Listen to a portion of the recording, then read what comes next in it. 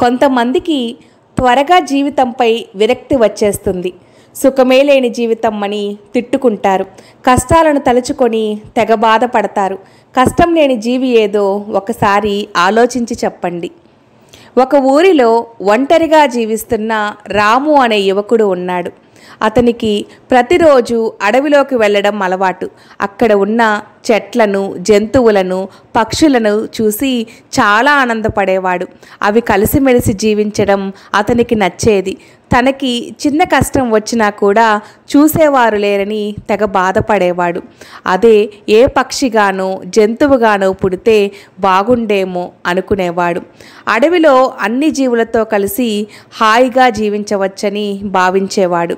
ఒకరోజు అతనికి ఆరోగ్యం పాడైంది. కనీసం లేవలేకపోయాడు. ఆ క్షణంలో జీవితంపైనే విరక్తి వచ్చింది.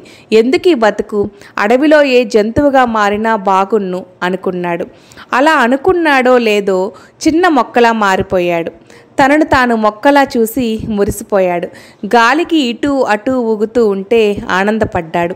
ఈలోపు ఎక్కడి నుంచి వచ్చిందో ఏనుగుల గుంపు వచ్చి ఆ మొక్కను తొక్కుకుంటూ పోయింది. ఆ క్షణం రాము మళ్ళీ అనుకున్నాడు, మొక్కల కన్నా అలా చెంగున ఎగిరే ఏ కుందేలుగానో మారితే బాగుండు అని. అలా అనుకున్నాడో లేదో అప్పుడే కుందేలులా మారిపోయాడు. తనను నచ్చినట్లు అడవిలో గెంతులు వేశాడు. ఈలోపు ఒక గుంటనక్క అటుగా వచ్చింది. కుందేలును తరమడం మొదలుపెట్టింది. ఈలోపు మరో కుందేలు నక్కకు దొరికిపోయింది. దాన్ని చూసి భయంతో వణికిపోయాడు రాము. ఈ కుందేలు రూపం వద్దు బాబోయ్, చక్కగా పెద్ద చెట్టుగా మారితే బాగుండు, అందరూ తన కిందే వచ్చి నిల్చుంటారు అనుకున్నాడు.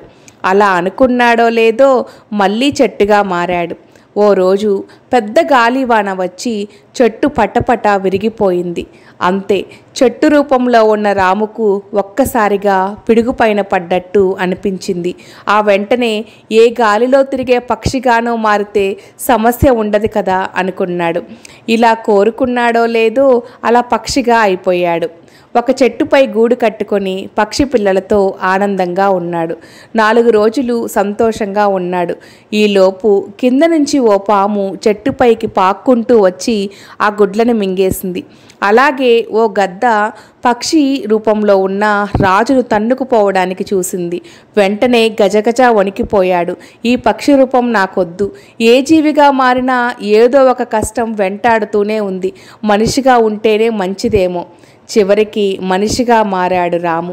కష్టాలు ప్రతి జీవికి ఉంటాయని మొక్క నుండి మాను వరకు, చీమ నుండి ఏనుగు వరకు అన్నిటికీ వాటి స్థాయిలో ఇబ్బందులు, ఆపదలు వస్తూనే ఉంటాయని అర్థం చేసుకున్నాడు. జంతువులు అడవిలో ప్రతిరోజు ప్రాణ పోరాటాన్ని చేస్తాయని తెలిసింది. తన జీవితంలో కూడా తాను పోరాడాల్సిందేనని నిర్ణయించుకున్నాడు.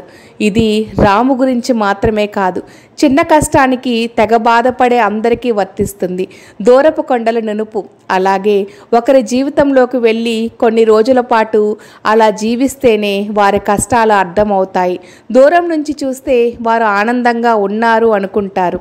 సెలబ్రిటీలను, కోటీశ్వరులను చూసి కూడా అలానే భావిస్తాము. కానీ ఎవరికి ఇవ్వాల్సిన కష్టాలను, సమస్యలను దేవుడు వారికి ఇస్తూనే ఉంటాడు.